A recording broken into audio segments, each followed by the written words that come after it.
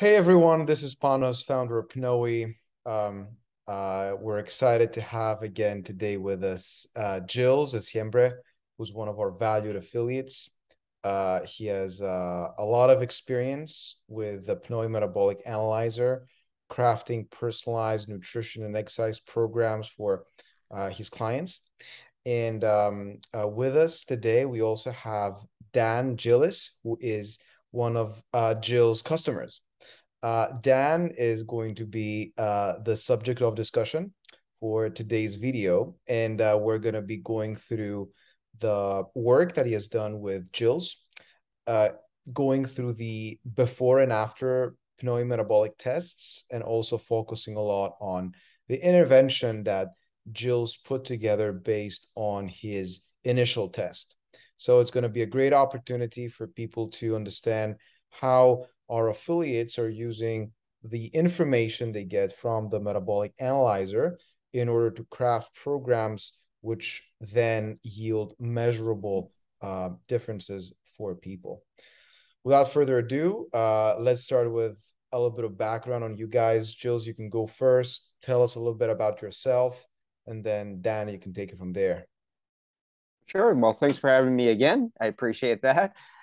My background is, I guess, as a young man, I was a very good athlete in the sport of hockey, badminton, snowboarding. I did every sport, volleyball, even though I was only 5'6". So I did a lot of sports, but I excelled really at the game of hockey, and I realized that I was not that great in first period and second period. I was getting pummeled all the time, but I had this third period energy, which of course was the cardiovascular was really high, and I was able to outbeat my opponent in the third period. So I felt like a regular Joe, just skating along first and second period, and third period I would just dominate the game, and that was the biggest difference for me. And I quickly found out that obviously I had a fifth gear that people didn't have. And eventually I grew out of hockey, and I couldn't go any further in the hockey career at 5'6". So I took out bodybuilding and did the bodybuilding thing, became the number one bantamweight in Canada. And right around the age of around 30 is where my father had a heart attack and passed away. And me being in the bodybuilding, you concentrate on just hypertrophy. And at that point in my life, I decided, wow, I need to have a full balance scale in my health. And I decided to throw in some more cardio and some more uh, nutrition, and start to really learn on how to age more gracefully. And then I took I was in the real estate game for 14 years. And in 2015, I decided to make the leap into personal training. And I did that quite well. But I was noticing that I was kind of shooting darts with client going, wow, okay, well, I'll try this with the client. I'll try this with the client. I'll try this.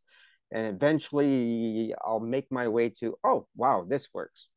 So it's a lot of taking an arrow and just shooting in the dark and hopefully you hit the target.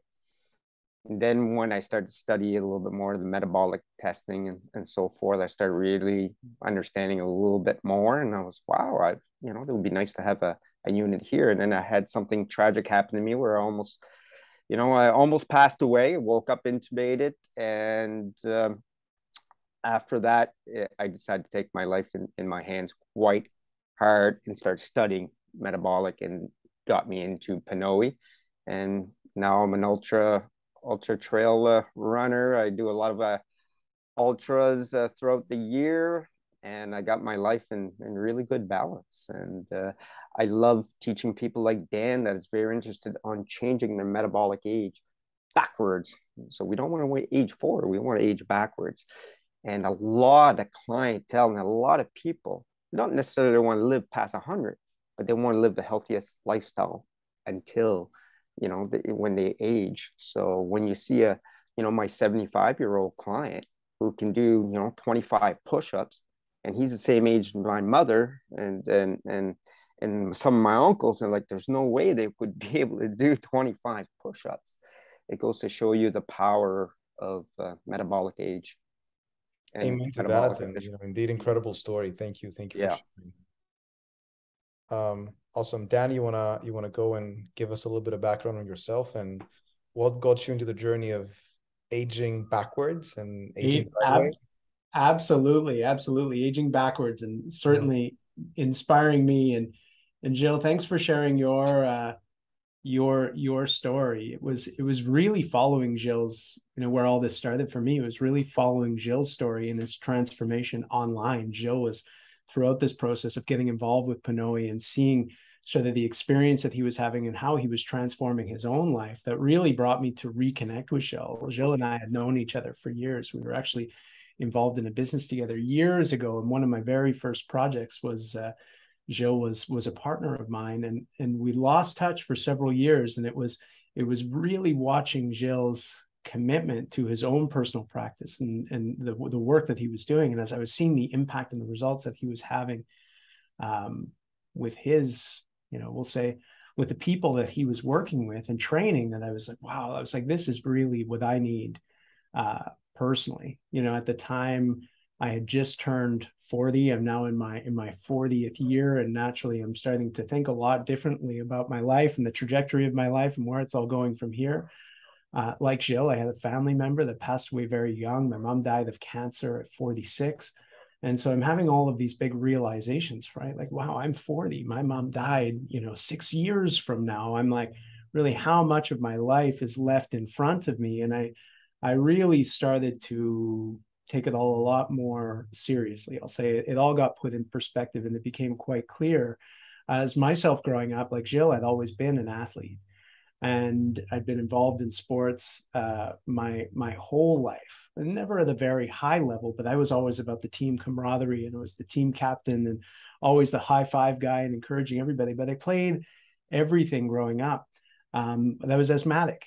And so when I grew up, I had asthma from a very young age. So exercise induced asthma. So when I would be active and running, as I was a young child, I remember feeling that constraint and having a challenge and struggle breathing, my whole life, especially while playing sports. And then it got to a point where I was playing actually college football, and I actually told myself, I was like, no, that's it. I don't have asthma anymore. I'm over it. I'm not going to take the puffers. I'm just going to sort of train myself out of it. And I built sort of the cardiovascular and lung capacity just to continue to performing at an elite level. And that lasted through my mid 20s. And then from about, I would say 25, 26 to now the age of 40, I got heavily involved in business. So I'm an entrepreneur, from commercial real estate to online coaching. I work with other entrepreneurs to help navigate the next steps of their business and life and to really live a more meaningful life. And as a part of that, my own health became, very apparent that I needed to make some changes. And so at 40, I was weighing, the heaviest I've ever been, at 210 pounds. The only thing that I had maintained was I continued to do yoga throughout those years. So I continued to maintain my mobility. And so, and I'm grateful for that, because I think I had a good base starting out as I reconnected with Gilles and started my training. As I did have very good control, and we can talk about some of my initial tests. But in terms of endurance, in terms of I've lost the majority of my muscle, and it was really starting to feel quite daunting. And then I got, like so many of us, I got one of those digital scales that told me my metabolic age for the first time. Okay. And not only am I turning 40 years old, but my digital scale is telling me that my metabolic age is 44. Oh yeah, that's a which drove me crazy. very, very powerful alarm, right? Powerful alarm. And I'm like, this is not the idea. I certainly don't want to be any older than I actually am. Indeed. And I had another friend who, like Gilles, who's much older than me, but had actually gone through the process of reversing his metabolic age. And I, I learned from him, and I asked him sort of what the work that he was doing in terms of diet, nutrition, and for him, mobility was very important. And I not only, heard his stories, but I actually witnessed him getting younger, physically getting younger and very much looking, he's in his mid 50s and he looks about the same age as I do. And great for him. great for him, right? And inspiring for me. Yeah. And so that really became the basis of my work and training with Gilles. And I saw really the work that PNOΗ was doing at, from a performance perspective. And as I was connecting with Gilles, I was like, Gilles, this is and I think will always be about metabolic age for me. Right now, I'm not an elite level athlete. I'm a 40-year-old dad who's running several companies. I'm in an awesome relationship, married in an awesome relationship. I simply want to be able to continue to show up for many more years to come. And as a part of this, sort of reversing my metabolic age and being in my best possible shape so that I can continue to be an active participant in my own life. I'm like, that's what it's about for me. So with that, I reached out to Gilles. We did the first, Gilles brought me in to do the initial set of testing. And it was really amazing to see the results for the first time. And as we go through that, there was some big takeaways that as we start to put data, even to sort of the starting point and where I was at, it was really amazing as to what the data and indicators were telling us in terms of really sort of how far things have gone for me, but also that, a part of my base was still there. And when we did that first initial test, Gilles looked at it and he's like, were you an athlete?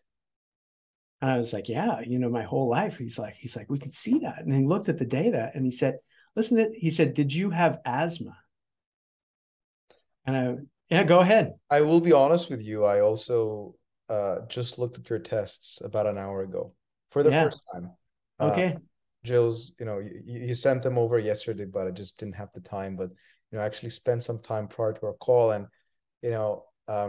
indeed, Vo2 Max was quite good for the story that I just heard. Yeah. A person who has been checked out from working out and fitness for 10 years, is living a very intense life, the entrepreneurial life, but still maintains a Vo2 Max of 41 at the age of 40, despite being overweight, is certainly commendable, and indeed a testament to the fact that there is definitely a cardiovascular base there that is inheritance from from your days as an athlete, right? And then the other thing that I also have to highlight is that indeed the next thing that I looked at, because we look at it a lot here in PNOE, is how are the lungs working, and indeed vital capacity was quite compromised. I didn't know about the asthma, but I would ask you myself, like, was there any respiratory limitation growing up, some sort of respiratory pathology? So yeah, it's great to hear that it's all coming together. Yeah, exactly. And Gilles was able to pick up on that in that initial testing, which it's just from the very beginning, the data was very empowering, right? The data said to me from the very first time that I met to Gilles, like, hey, we see your potential. And we see your limitations. We see the areas that we can improve, right? That blew my mind. Were you an athlete? Did you have asthma? Yes, yes, right. And then very specifically that Gilles was able to provide to me a very strategic recommendation as how we could go towards improving these certain indicators and metrics. And for me, as a business guy, I'm like, it's always about the data. And generally, when it comes to our own health, like Gilles said, we're throwing, darts in the dark, and we don't have access to these metrics where we can actually even sort of have an indication of how we're really doing, and to truly understand if we're making an impact. 100%. So perhaps we can start showing some data and put a little bit of picture into all of these insights. So I'm going to start by sharing my screen, and we can start with initial test.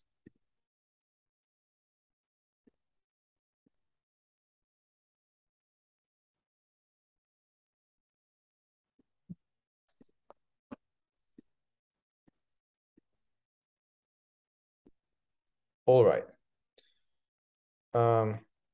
Here's Dan's initial test, and we can clearly see VO2, VCO2, red line, VO2, blue line, expressed in kilograms per milliliter per minute. And we can clearly see what, we were discussing earlier, that his VO2 peak reaches about anywhere between 41 and 42 at the very peak. It's clearly a maximal test. His RER, respiratory exchange ratio, reached well over 1. Specifically, during the peak of the test, he was at about 1.1 to 1.2, which indicates that Dan, you were almost out of breath at that point in time.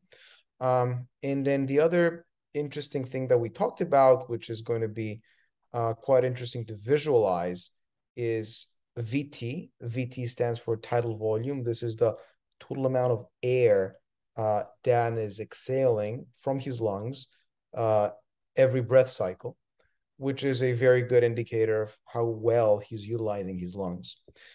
As we can see, Dan is breathing about 2.8 liters out, and then obviously gradually increasing as exercise intensity increases, and then he reaches something around 3.3 to 3.5 during the maximal state.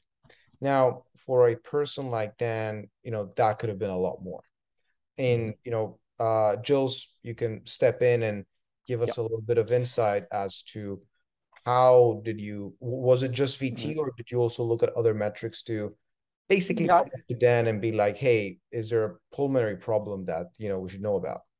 Well, his FEV1, which is the expiratory power, was low. When you divide the total lung capacity and the FEV1, the power, gave me 74%. So I knew that he should have been around 81 was a predictor. So he was off by 6 or 7 percentile. So his FEV1 was low. So I knew that was going to be a limiter and something we're going to have to work on. That's expiratory power muscles to work on some RMT training, some respiratory muscle training. So, but I was quite surprised that he had full coordination. Yes, he had a limitation in FEV1, but he was only I'd say about 95% of the client that I test, they don't have the capability, no coordination. He had full coordination. And I even said to him, like, after the test was over, I was like, you playing around with your breathing? Because I'm like, I know you told me you had yoga background. And I was like, he was breathing at 85% of his FEV1, which was remarkable for someone who hasn't trained in that cardiovascular. And he's like, yeah, I was. And he admitted, you'll see those 3 loops, the 3 big ones that are in about the 3.6 liter VT.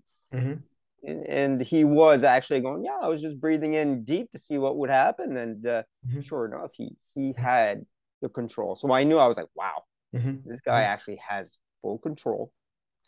And then after that, it's just going to be basically working on his expiratory power. Sure. And, we can clearly see here Dan's breathing frequency, which is, quite well controlled indeed. Going in the linear, going towards the up towards the end. Exactly. So, one of the other things that we pick up a lot is erratic breathing. People who are not able to, effectively control their expiratory muscles, that may be due to a multitude of factors. It's going to be anything from, it's how people have been accustomed to breathing. It's anxiety in many cases, or in several cases, like people not having undergone specific training about how they should be breathing, which is something that very few of us have actually undergone, right? Mm. So yeah, indeed, this is something that we can clearly see here. So Gilles, why don't you tell us a little bit about, you know, these are, you know, maybe the basic insights, or we can perhaps add here, and then what was the plan, the course of action after receiving this information? Well, after I got the information, number one was to improve his, mobility. I Mm-hmm. thought there might have been a mobility issue. After Mm-hmm. assessing that, wasn't a mobility issue. Mm-hmm. Then we did. I put him on a TRX program that we did about 3 to 4 times a week, including some interval training. Mm-hmm. I wanted to increase his fat utilization in his zone 2. His zone 2 was weak. He only went up to I believe it was 132. Yeah. So his heart rate at 132 switched fuel sources. So we knew we had to fix that and extend that. Indeed. You know, I'm pulling up his fat and carbohydrate Mhm, utilization here. mhm. Carbohydrate And utilization being the turquoise, and then fat utilization being the dark mhm, green. As you know, we can see fat utilization is rapidly going down, you know, mhm, as expected for most people. As exercise intensity is going to go up, our muscles will turn to glucose, carbohydrates, mhm. as the main source of um, uh, fuel, and then as you know, that's why this thing is going up, and then fat is going down. But And he problem. flatlined quite a bit at the bottom. You'll see, he flatlines in the fat utilization and is strictly 100%. Mhm. Almost 100% of the carbohydrates. Exactly. They're right So around the 170 mhm. to Mhm. his max. Mhm. Yeah. So right around 170 and above, Dan was burning purely carbohydrates, or almost Mhm. exclusively carbohydrates. Correct. Um, and then the crossover occurs somewhere around 135 to 136. This is the point in time, the exercise intensity above which fat utilization becomes less predominant than carbohydrate utilization. Mhm. So, Gilles, you know, that was one of the things you also wanted to address through your training, right? Mhm. Correct. Yeah. So that was one of the things that we talked about. Mhm. Where Dan is an awesome guy. I told him what we need to do. We need a watch or a strap. And boom! The next day he's got his watch and Good. heart rate monitor. Mhm. He's ready for action. So we knew right away that that's where we needed to do. One of the things that we needed to do in his protocol training. Mhm. So FEV1 is just power. So we're going to work all the expiratory muscles that's needed Mhm. to hopefully increase that to, I think he was at 3.84 liters. We need to increase that to above 4. And the zone 2, I wanted to see that into the 140s, and he agreed he'd like to see that. And there's a few other things. Obviously, his coordination was bang on, so we didn't have to do any coordination training. I figured that once we increase the FEV1, his coordination would just continue Mhm. with the new statistics of the FEV1. Mhm. And Um, of course, so sorry, go ahead. and we did do the a lot of zone 2 training together, Mhm. and a lot of TRX and Mhm. some interval, because I found that his fat utilization was only about 8. I think at his max was like 8.9 calories per minute. Mhm. And it went really down fast into like the sixes, Mhm. 6.5, I think, like for a long period of time. And so I knew that I'd need to do some interval training into zone 4, zone 5s, and keep him in there just long enough to kickstart, let's call it kickstart that metabolic system up, so he can start using fat for longer and use more calories. Awesome. Cool. So, approximately how long did this program last, and what was kind of the, you know, benchmark that you had for retesting down the road? Then you want to start? I think we did our first test. I think it was March 1st, and then retested in May, which was Mhm. it's about an 8 week to 9 weeks difference. Mm-hmm. And we're actually ready for another test, which I assume that we're going to see another big increase in his VO2 max, body fat, yeah, everything. I think on this one, by my experience, by what I see in Dan, I know it's going to be a big increase. Can't wait to see it. Yeah. Dan, why don't you tell us a little bit about your experience through this process? Like, how did it feel, referring to the actual training that you underwent, working with Gilles, and, how did it feel specifically, from the vantage point of training with a specific program that has been structured, based on specific data points, and yeah, how was that process experience for you? Well, it's beyond engaging, Okay. right? When you can start, we talked about the first day and the first test that I did with Gilles, and sort of I mentioned the word that I was like, how empowering this was. But what I mean by that is that when you have access to the actual information and you can see these numbers and the graphs and stats, and have this level of trust in that hey, these are my indicators. This is where I'm truly at today. And then you get this recommendation back from your trainer, in this case Gilles, that says, and these are the 3 or 4 things. It was very specific. I think there was 4 or 5 recommendations on the protocol that we set out to do together. And when Gilles said I went and bought my watch the next day, I'm like, yeah, when you provide this level of detailed information and can clearly say, and this is the training that we're going to recommend to help get us to the next level, and this is what's actually possible for you, then there's no doubt that I was very motivated, and beyond that, I was inspired. Like I could see, the potential that I had, and I could see quite clearly where I could go. So how did it feel? I actually believed that I could be in the best shape of my life. Right. And oftentimes we tell ourselves that, or we set these lofty goals, and we set out to to get back to the shape that we were in when we were kids or young, or when we were playing sports in college. But I actually believed that I could get to that point.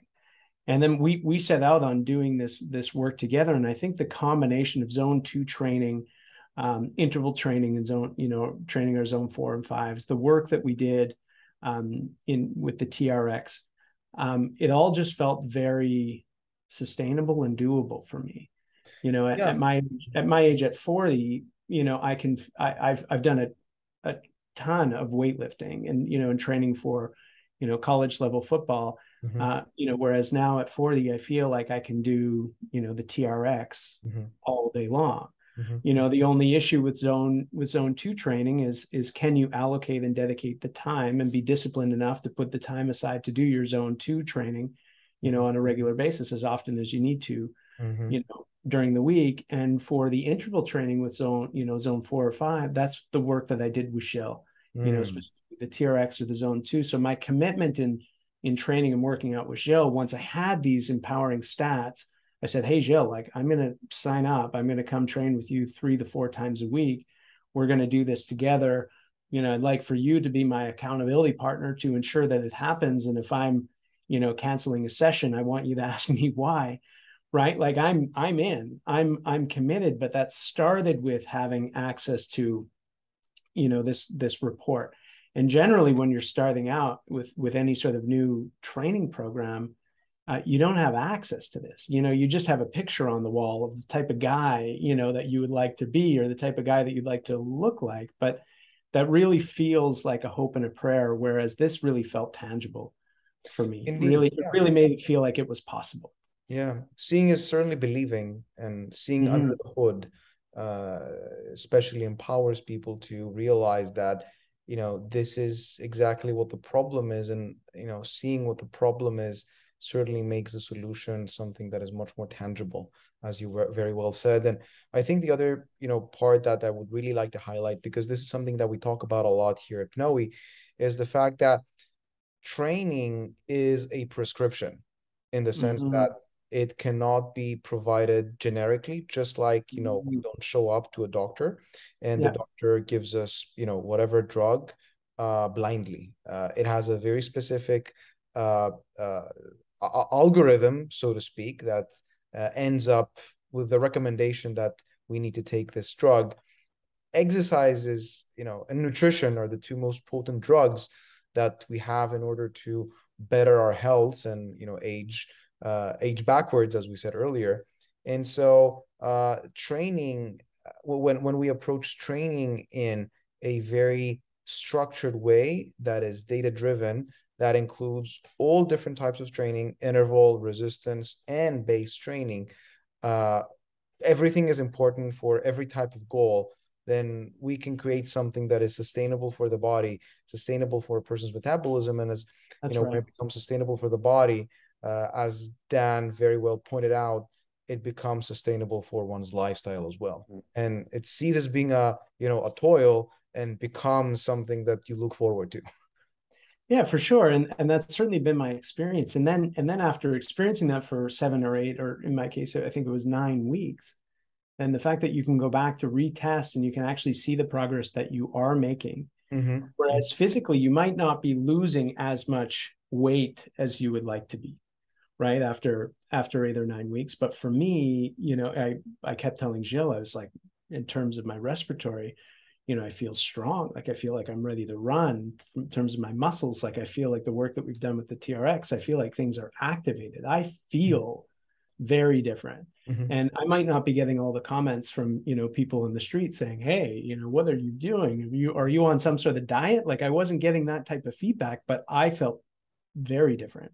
And then when we did our retest, the retest showed just how much progress I had made. Yeah. Which was the encouragement, right, to keep going. Yeah, definitely. And for a lot of people, which is also a great point that you're bringing up, which gives me the opportunity to highlight, it's the fact that a lot of people need to lose weight, right? But losing weight is a very intense process for the human body because energy imbalance, which is necessary for weight loss, is something that is going to stress your body a lot. It's a state in which we're not supposed to be at. Just like we're not supposed to be in a calorie surplus and gain weight, we're not supposed to be in a calorie deficit and lose weight, because either or is something that our body's naturally going to try and fight. And as a result, because we have to get into that state in order to lose weight, we need to prep effectively. And there's many cases where one isn't ready to start losing weight. They actually need to strengthen their lungs, they need to rebuild their metabolism, they need to change something that is actually keeping them from going into the weight loss process and being set up for success. And I think, Danny, you're making a great point here, which is the fact that it's not just the weight loss part, which inevitably has to happen. It's also about all of the preparation that we need to do in order to step into that process and being fully prepared. I love that. That's a great point. And throughout this process, Gilles really encouraged me to, I would say, build on my strengths. So a lot of us, we set out where I want to lose weight. So we focus on losing weight, and then we induce all the behaviors to quote unquote lose weight. Whereas through this experience, Gilles encouraged me every time we go to a training session, he'd be like, man, like he's like, your legs are so strong. You've got strong triceps. He's like, your VO2 max, like for your age, he's like, it's incredible. And then so he built this program, focused on my strengths, which then all of a sudden, as I'm building on my strengths, then everything is improving. And then naturally in time, now I'm starting to lose weight, but I'm not trying to lose weight. Yeah. I'm focusing more on building strength, focusing more on building cardiovascular strength and endurance. And now the weight is falling off. 100%. And it becomes a natural consequence, because let's take what Dan just explained and break it down to the very fundamental terms of the human body. Dan had a problem doing cardio because from a respiratory perspective, he was somehow impaired.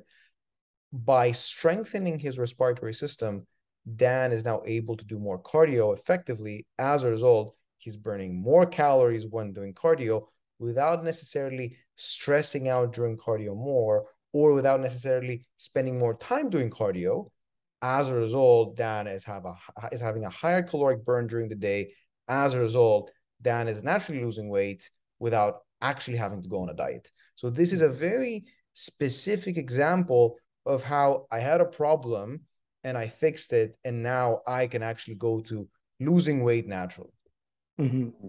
And on that point with what I do with my clients, and I did with Dan, is that I had, obviously we have at PNOE, we have so many stats, but I picked 3 and 4 to work on that would motivate Dan, for one, to keep him coming back. Mm-hmm. And the important ones that I wanted to make change right away, of course, the important ones. So, I didn't tell him that, oh, we need to increase your fat max at 8.9 calories per minute. We want that at a 10. And, I didn't want to just throw in all those stats. I knew by doing some of the intervals that would make changes. And then after the second test, we would pick 3 or 4 more things to work on. And definitely. So that's important, to not overwhelm the person that's doing the test and doing the work after the test is done, of course, to not overwhelm them that we're going to pick 10 of them and we're going to work on all 10. It's like a golfer, a professional golfer. You can't tweak 5 things all at once, because the golf swing would end up being like all a little crooked. So you got to fix, part, and then boom, we fix that. All right, on to number 2, and so forth. Yeah, definitely. Okay, so let's actually see what the after test looked like for Dan. So we have VO2 and VCO2 again here. Let's start with VO2 max, which is, the most powerful predictor for longevity, and it's what we also use in PNOE, and what others use as well in order to calculate biological age. And in the previous test, Dan scored at about 41 to 42 milliliters per kilogram per minute of body weight. And in this case, we went all the way up to 47 to almost 48, which is roughly 7 to 8 milliliters per minute per kilogram of body weight increase. Now, this is a pretty significant increase for that period of time. And that equates to about 7 to 10 years reduction in biological age. So if your biological age, say, was like 45, you're now down to 35. So you're about 5 years younger from your actual chronological age, which is ultimately the reason why Dan got into that process. Some people are training for an Ironman, a Spartan race, whatever, but most of us are training for life, as we call it, and that's perhaps the best indicator of whether we're heading the right direction or not. So VO2 max, great increase. Now, what was also quite astonishing is the increase in tidal volume. In the previous graph, we're seeing that right around that point of intensity, Dan was working at about 2.8. Yeah. So we're at 3.3, 3.4 now. So that's half a liter of more lung capacity that is being utilized. That is tremendously more oxygen that's available for Dan's system. That means more ability to produce physical work. That means Dan can run more. Dan can run at higher intensities. Dan can burn more calories, easier to lose weight, or easier to, have fun during exercise, or do whatever, whatever else physical exercise requires. You may not need an afternoon nap after you exercise. Exactly. Or you don't need a nap after your exercise. Exactly. And then at peak, Dan gets to 4.37 liters. Previously, we're about 3.8. So that, half a liter is actually very well maintained. So this is probably due to the fact that Dan stepped into the process with pretty good coordination and control, which is something that most people don't have. And I Yeah, think, you know, he hit almost 100% of his FEV1. Obviously, his FEV1 went up, and he was able to tap like to have that coordination. Not everybody can get into the 90%, and I think he was in his zone 3 or 4 at that point where he hit that correct, 4.3 liters. And I think the last part that we should see here is the crossover, which is an indication of how, you know, good Dan is in terms of burning fat now. Previously, Dan was crossing at about 138 beats per minute. I gave him 132, but yeah, it's up for discussion. Yeah. But I might, so around 136, 37, it could have been. Yeah. Yeah. But now we can clearly see that the crossover occurs at 148, which is 10 beats per minute upwards. That means that all of the metabolic profile has shifted towards fat oxidation. That means that Dan can actually burn more fat while doing exercise because his capillaries are thicker, are more dense, mitochondria are more trained. As a result, he can rely on fat as a fuel source for much longer periods of time, for a greater range of intensities. As a result, fat oxidation goes up overall throughout the day and during exercise. So these were the 3 points that were brought up in the first test, and we can clearly see how there was clear improvement in all of these 3 areas. As Jill said, there's another test that's coming up soon. We're excited. Another test. Yeah. And there's things like Dan didn't know about that I want to see with what I put him through. I want to see if I was going to get the calories to go up, his fat calories. Now, it didn't go up past 8.9. However, instead of dropping down to in the 6s of fat utilization per minute calories, I was able to get him to keep him in the 8s for quite a long time, into 7s, and it didn't drop down to like low 6s. So that was an improvement that I never really told him about, because that's not on our priority list. But I was pretty happy with that outcome.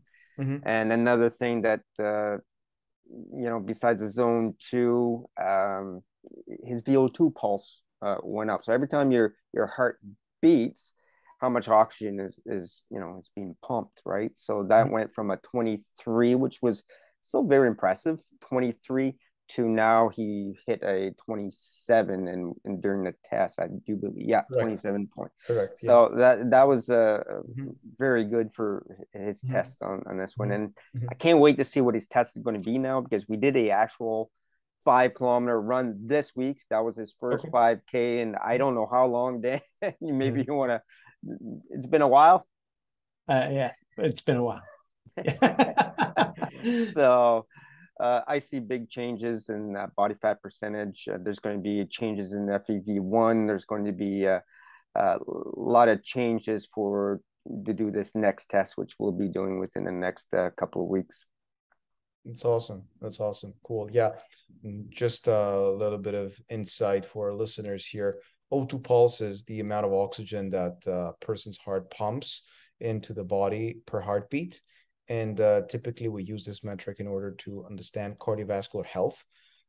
In clinical settings where they use breath analysis to evaluate cardiovascular health, O2 pulse is one of the key metrics for identifying coronary artery disease. So in case there's like a blockage in someone's heart that is preventing the heart as a muscle to receive oxygen and beat, then we can see a flattening and then a decline in O2 pulse as exercise intensity increases. So in this case here, if we ever saw, God forbid, Dan's O2 pulse like headed downwards as exercise intensity was increasing, we would certainly be alarming him and asking him to do some sort of nuclear imaging or some sort of more advanced testing in order to see if his heart is okay. But in this case, we're seeing clear linear trend upwards, not really anything to be concerned about. And with Dan, because of his coordination, and I know that when you have so much coordination, when I train someone in my respiratory program and they have coordination like Dan, I have to ask, okay, when did you manipulate the system, right? Because I can manipulate climbing a hill by increasing my VO2 max by deep breath and increasing my breathing frequency. And as you see that VO2 pulse, if I go back, I can surely that would be when he was breathing nice and deep at 4.36 liters, where Dan was trying to be Superman and using his yoga moves. Yeah. So it's fantastic because it's only maybe 5% of the people. Well, only 3 people so far have ever got coordination at 100% like Dan. And to be as coordinated as Dan, I think he's the only one that didn't have any check marks where I said, oh, well, we can increase the zone 3 breathing frequency a little bit, but him, I didn't have to do any of that. Just focus on the other areas. Awesome. Well, that was great, guys. I much enjoyed it. Thank you so much for spending some time with us today to go over Dan's case. And Dan, thank you so much for sharing all of these insights. We put a lot of material out there for health professionals, but we started to present consumer views as well, because at the end of the day, you are the ultimate recipient of this service and this wealth of information. So thank you so much for joining us today and discussing all of that insight with us. Absolutely. It's been a great experience, and it's my pleasure, and I'm grateful that the technology exists and that there's trainers like Gilles out there in the world who are doing this work, because I think it's, like I said, I think it's beyond empowering, and it's incredible just to see what we can measure these days and how much that can motivate us to make this real change. 100%. So thank you. It was my pleasure. Of course. Gilles, thank you again. It was a pleasure having you again today. And, I look forward to staying in touch. Okay. Oh, thanks for having me and Dan. And Dan, I look forward to our run tomorrow. I'll see you bright and early. See you bright and early tomorrow morning. Awesome. Thank you. Thanks.